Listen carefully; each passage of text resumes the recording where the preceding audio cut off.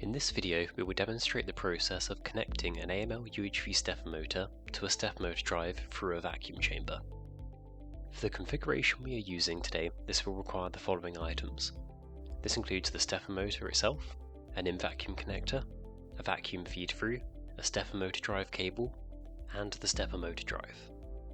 Links to all these products are included in the description below.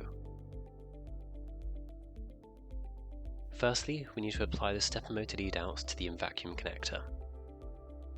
Here we are using the MLF18 VCF connector. The indent here identifies the mating side of the connector, therefore we need to insert the leadouts on the opposite side.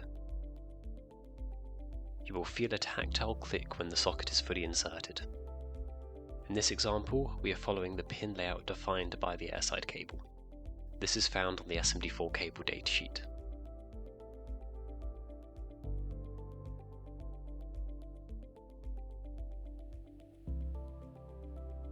With our connector added, we can place the motor inside our vacuum chamber.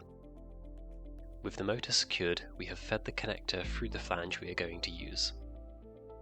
In this example, we are using an MLF18F feed-through.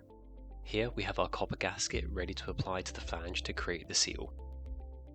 Let's start by applying the connector to the feed-through pins. Once the connection is secure, we can now mount the feed-through.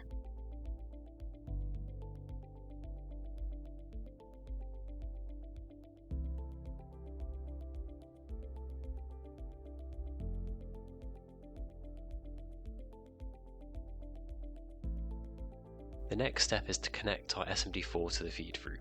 For this we are going to use the CAB D15 MLF cable. The feed-through connector end of this cable matches the motor pin layout we have created. It also includes a polarizing pin which helps us align the connector with the feed-through pins.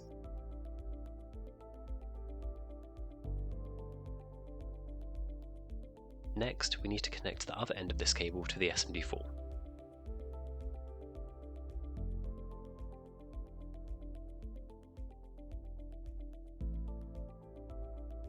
We can also connect our USB and power supply cables.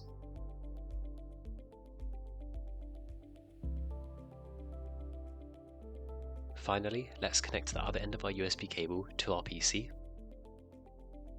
With this, the configuration is complete and we are ready to begin driving our stepper motor with the SMD4.